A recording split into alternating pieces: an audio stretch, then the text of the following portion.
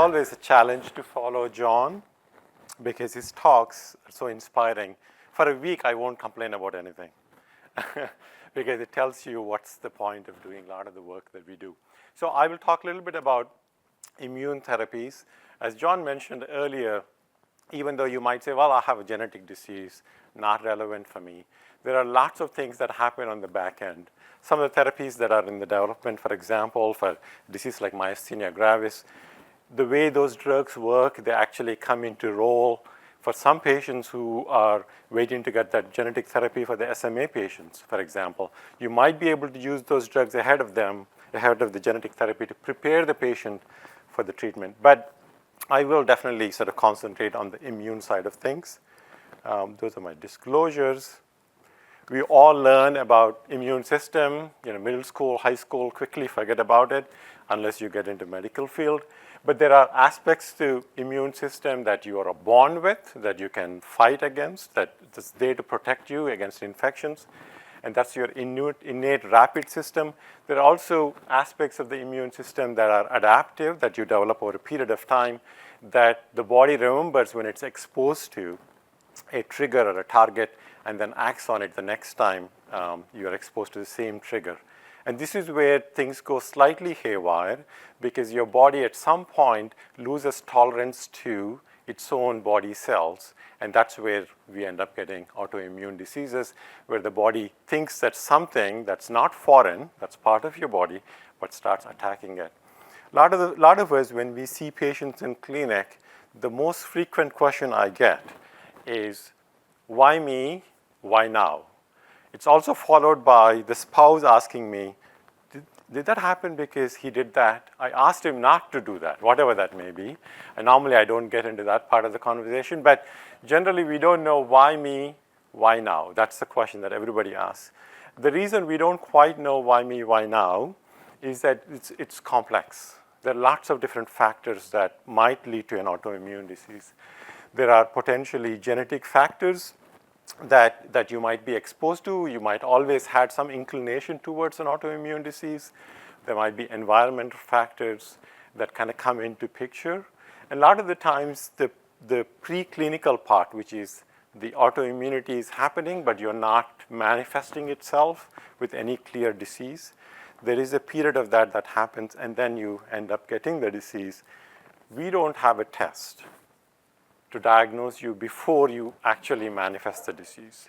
There is no way to take everybody in the community and then test them for all the known autoimmune diseases. Never mind, not even known the neuromuscular autoimmune diseases. So that's one of the challenges. But I suspect it's complex. I suspect it has more than one reason why we end up getting an autoimmune disease when we get it.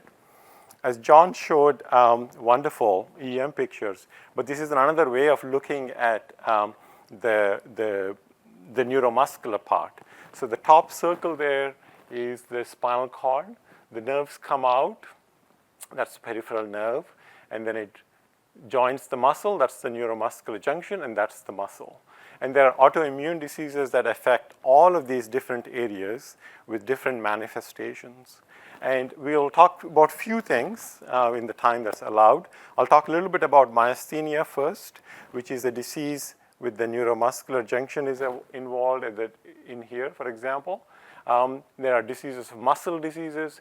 There are autoimmune diseases of nerves, for example. And all of them have sort of new and novel therapies coming up in the pipeline. Myasthenia gravis, those who don't know, is an autoimmune neuromuscular junction disease. It causes, among many symptoms, weakness of the face, for example. So they might have droopiness of the eyelids. They might see double. They might have difficulty speaking, swallowing. So here is a patient with droopiness of both eyes, difficulty smiling, difficulty sort of raising eyebrows, for example. And this patient, for example, has both eyelids that are droopy. It might look like it's like a movie pose, thinking deeply, but no, that's just the patient who has both eyes droopy, neck is weak, and they're just trying to figure out how to sort of optimally function with one single motion. Beyond the weakness, they have a lot of fatigue. And one of the unique features of myasthenia gravis is that it can cause weakness of different muscles and lead to fatigability, which is, as you're doing a certain function, it becomes more and more challenging. Hopefully this audio will come across. This is the patient of mine in clinic who let me record his speech. And so you will hear him count from 1 to 25. And as you will see, as he's counting, his speech becomes more and more slurred. And imagine if you have the disease, you look okay just looking at somebody looking at you, but the moment you talk, it becomes more and more challenging after saying 2 sentences. So we worked out the audio earlier, so let me see.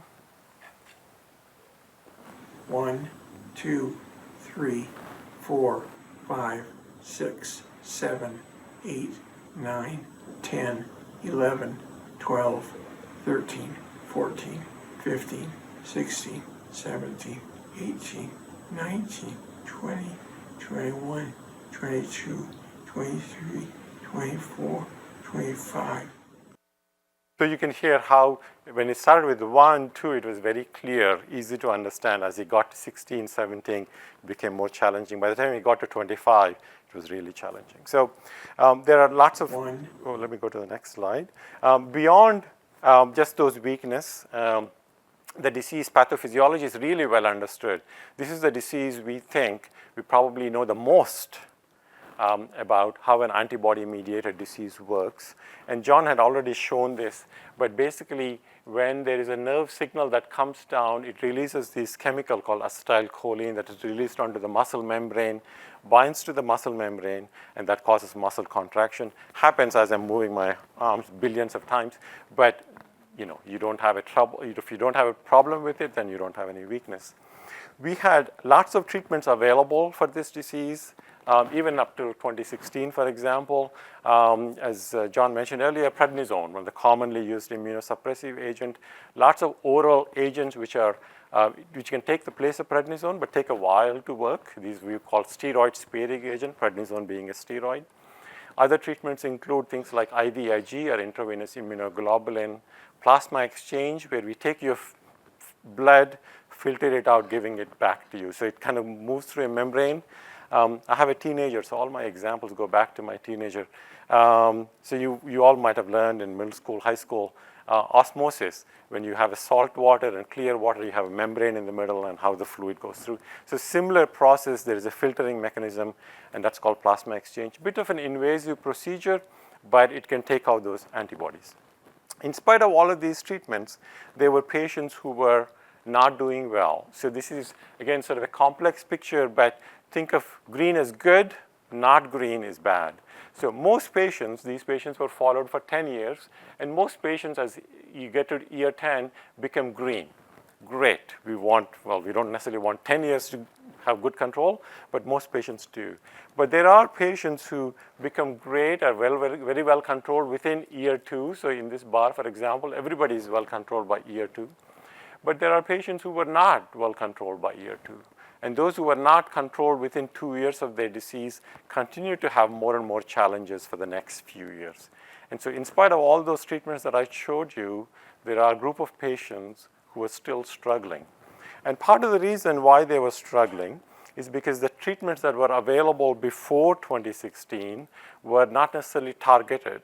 So the analogy here really works well in terms of cancer therapy. We think of cancer therapy when you get a chemotherapy drug that kills all cells that are replicating fast, because cancer cells are replicating fast. But you get a lot of side effects because it kills all cells that are replicating fast. And now, in cancer literature, there are lots of targeted therapies. So they just target the cell that's replicating fast, as the cancer cell. It identifies based on a protein expressed on its membrane. And so you don't have as many side effects or non-specific side effects. And so finally, we had some targeted therapies for myasthenia, including complement inhibitor therapies and another thing called FcRn therapies. I'll briefly show you a few slides. You don't have to remember these names if you don't have the disease. Certainly don't have to remember them. But all of these drugs, these are complement therapies, showing that there is a significant improvement in the symptom burden. And then you'll see this Christmas tree pattern here. The blue is drug.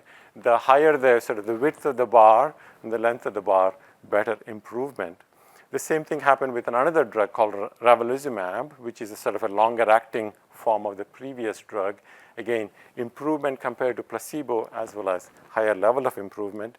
Within the last few weeks, there was a new drug, the third drug that got approved. Again, all of these are inhibiting this protein called complement protein that deposits in myasthenic patients. Again, showing improvement in symptom burden as well as improvement in symptom scores. We talked about this other therapy called plasma exchange, where I said, we take your blood, filter it through a membrane, give it back to you, taking out all these bad antibodies that are disease-causing. Naturally, you might be thinking, well, that sounds like a real procedure. We at Stanford, and I'm sure major institutes, can offer this as an outpatient. You just come in, get the procedure, and go home. But at many institutes or many centers, you have to be hospitalized. You couldn't just have it done one day and then go home. And so that's a really sort of a labor-intensive procedure. What if there was a drug that would just take out these antibodies? And so that's one of the thoughts behind this new line of therapies called FcRn therapies. And what they do is that they basically allow for the antibody not to be recycled within your own system. Antibodies are immunoglobulins, and immunoglobulins get recycled naturally in your system. And so these drugs compete with the immunoglobulin and then reduce the recycling of the immunoglobulin. So essentially, taking it out, but in a chemical way, by a drug that binds competitively to that protein. There are many drugs that are approved or in the pipeline. All of those reduce your immunoglobulins. It reduces all the immunoglobulins. And because antibodies are all immunoglobulins, all the antibodies levels go down. And if the antibody levels go down, because the disease is so tightly bound with your antibody level for an individual patient, you have clinical improvement. Again, showing you reduced symptom burden. So for example, here the blue is the patient and the red is placebo. Again, reduced symptoms, improved symptom scores. There are two drugs, efgartigimod and rozanolixizumab. And then rozanolixizumab is given subcutaneously. Efgartigimod has an intravenous option and subcutaneous option. Within the last 6 years, there have been 6 therapies that are approved for myasthenia, which is amazing. Certainly not something that I thought in 2016 that would happen. One thing that has happened, along with the drugs being available, is that we are changing our goals as to what we think is an optimal symptom control. It used to be that in clinical trial or clinical practice, the physician would examine the patient and say, oh, you're okay, because on my exam, these things are not there. But over the years, with all these newer therapies that are targeted therapies, we have sort of moved back towards the patient. Patient gets to tell. Patient gets to decide what's considered optimal and reasonable for them. And there are even more therapies that are in the pipeline. This is sort of talking about the time since the 1960s, as John mentioned earlier, to the number of therapies that are being tested and that are in the pipeline. It's an amazing time for these antibody-mediated diseases and how these things might change going forward.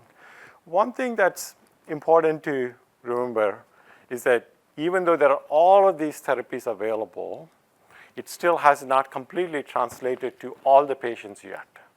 And I'm hopeful sort of meetings like these, getting the word out, your participation in meetings like this actually will help. This is an online study where patients were interviewed at length about their symptoms. And then there were 28 patients, and on average, each patient had 16 ongoing symptoms from their myasthenia, which, if you ask me, way too many in the current times with so many therapies being available. I will take a couple more minutes and talk about 2 more diseases. We talked about the neuromuscular junction, which is down here. We'll talk a little bit about muscle disease further down. So muscle disease can be autoimmune.